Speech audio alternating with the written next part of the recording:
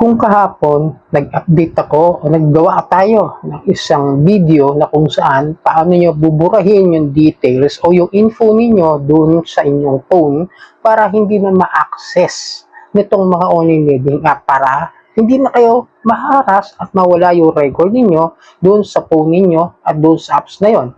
Ngayon naman, ituturo ko sa inyo kung paano mag-close ng account sa mismong online loan app ninyo. Okay? Pero bago ang lahat, maglalambing ako na pakisuportahan po ang aking mga social media account ng Facebook, TikTok at ang aking YouTube channel. At kung nakatulong sa inyong video ito, malaking tulong po yung simple ninyong pag-like, malaking tulong po yung simple ninyong pag-share. At para updated sa mga usapang online lending, pakihit lang po notification bell. Disclaimer. Hindi po ako nanghihikayat na mangutang kayo dito sa mga online loan app. Ako po ay nagbibigay lamang po ng payo, gabay at patnubay kung paano nyo haharapin ang mga suliranin na ginagawang paglabag sa abusive but fair debt collection practices nitong mga online lending app. At hindi po ako nangungonsinti na huwag magbayad ng utang. At ako po ay hindi abogado. Ako po ay simpleng mamamayan na kagaya ninyo. Nagre-report lang din po ng mga abusive but fair debt collection practices ng mga online loan app. Okay, medyo mainit ang panahon may maninsang. Medyo pinapawisan ako. Ayan, sige, simulan natin. No? Ito, i-example ko lang as a reference sa isang mga online loan app na illegal at kahit naman yung mga legal, meron namang paraan para malaman nyo kung paano nyo ma-delete yung account ninyo dito sa mga online loan app. Sa personal na online loan app ha, hindi na doon sa phone natin. Ulitin ko lang po para maalala nyo at mapagbigyan kayo ng informasyon na ganito. Okay, simulan natin ng paunti-unti at step by step. Ito, sigahan puhunan. Ayan, example ko ulit, sigahan puhunan kasi sa kanya ko nagawa itong ganito. Ito, gaan puhunan. Meron kasi ako try ako na i-review ito noon na hindi ko lang nagagawa ng video talaga. Okay? Pre-approve denied. Then, ayan, kung makikita nyo, meron akong na hindi pa mabuksan, na hindi ko pa ma-unlock. Yung 3,000 to 20,000 daw. Gaan puhunan tayo. Pero pabaalala ko lang ha, illegal po itong ginamit kong online loaner na ito.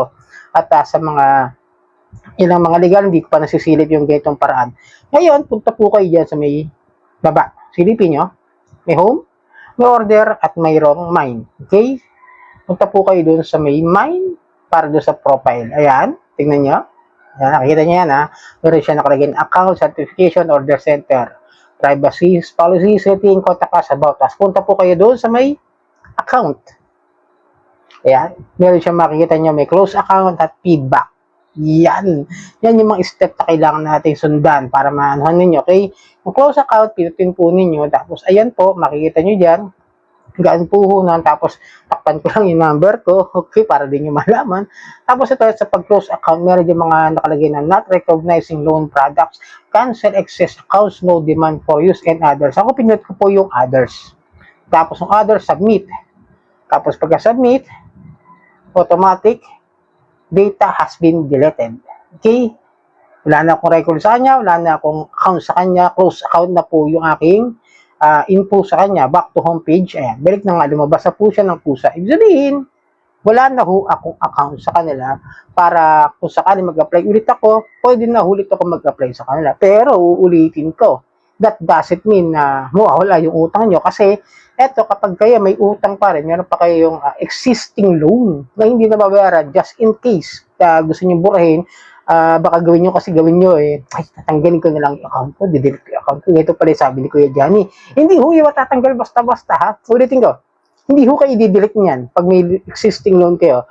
May mga nasilip ako gano'n na hanggat may utang ka, automatic record din po yan. Tandaan nyo, parang kahapon, kahit i-delete nyo yung OLA ninyo, hindi ho mabubura yung utang. Bayaran nyo muna. O kaya katulad ako, hindi ako na-approve, pwede kong i-delete yung account para malinawan lang po kayo. Hindi ho tayo nagtuturo naman na maging OLA farmer dito. Tuturo ko lang sa inyo para mawala yung mga account na ibinigay ninyo, yung mga info na ibinigay ninyo. Kaya pagtapos niya, ang ginawa natin is a reminder na kung paano lamang tanggalin yung ating mga account. Okay? Ngayon, sa mga databases nila, sa mismong mga companies nila, sa mismong operations nila, malamang nakasave pa rin tayo. Pero doon sa app, wala na. No? Kaya automatic kapag nag-delete tayo ng account yan, hindi tayo ma-recognize. Pero syempre, dahil nakasave tayo, yung mga nakuha nilang info, isi-save nila yan in the future, no? Kung sakasakali. Ngayon, mayroon mga existing dyan na pangyayari. Ito lang, example ko sa inyo. nagde-delete ka ng account, o kaya pinabura mo na yung account mo, magulat ka na lang na pagbukas mag-a-apply ka ulit, meron palang sister company ito, illegal na OLA na ito, na kung sino-sino man dyan, kung ano-ano man yung mga nakalagay na mga tawag ng mga SwiftPay, other online loan app na nakapulod this online loan app na yan, is mararecognize nila kayo. Okay? Yun lang po sinabi ko is para lamang ma-delete yung account niyo doon sa app na yan. Ngayon, syempre, dahil meron tayong existing record sa kanila, sa mismong database, medyo magiging familiar pa rin tayo. Pero once, ulitin ko ha, maalala kayo niyan, just in case na mag-a-apply ulit kayo. Kaya nga, ito tinuturo ko sa inyo para kung sakali na nagbayad na kayo, maiwasan niyo yung auto-reload. Meron kasi mga ganyan nangyayari, di ba? Kasi nagkakaproblema. Kasi nagbayad, nag-auto-reload. Kasi hindi nila na-delete yung account once na they made a payment. Yun ho yung kadalasan naging napapansin ko dyan. Kasi bakit daw nag-auto-reload? Malamang hindi ho ninyo nabubura. Yun ang unang-unang gawin ninyo na masasabi ko na siguro para sa akin is one of the best part na gawin, one of the best thing na gawin para hindi na ho kayo mag-auto-reload o na-auto-reload nito mga online loan app. Kasi alam ko naman na, excuse me, na ayaw nyo na mangutang, binayaran nyo na lang para iwas problema, iwas sakit ng ulo. Itong mga online loan app na ito, na bigla-bigla mag-auto-reload, di ba? Tapos magugulo na naman kayo. Kasi nga, namumulema kayo, paano ba tanggalin ito mga to? Paano ko ba buburahin? Paano ko ba matatanggal yung account? Okay? Yan mga ganyang klase ng mga scenario is just a part of one of the advice to give to you. Okay? Kasi, maraming senaryo ganyan hindi ko pa rin matanggal yung nag-auto-reload, Kuya Johnny. Bakit hindi ko mabura? Paano ko ba buburahin yung aking account? Yes, yan na po yung aking purpose naman. Ba't ko ginagawa yung mga ito klaseng videos, no? Hindi para matuto kayo o turuan kayo na mangutang at huwag bayaran. Kundi para malaman nyo lang po yung proseso ng kanila pamamaraan na paano tanggalin yung ating account. Then, the information na ibinigay natin, tandaan nyo, no? Gamit din po kayo ng Truecaller apps. Yun po kasi yung ginagamit ko na apps dito sa aking cellphone. Yung mga cellphone na ginagamit ko ito, like this Vivo.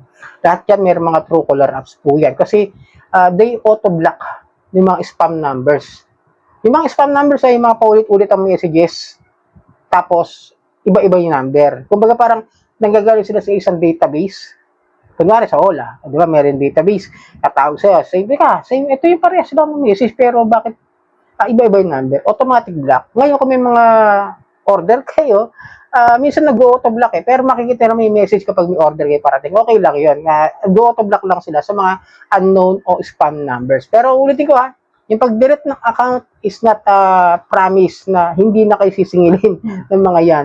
Kailangan bayaran nyo muna para mabura ninyo yung account ninyo dyan sa mga online loan. Okay, so sana nakatulong. Maraming salamat sa ulitin.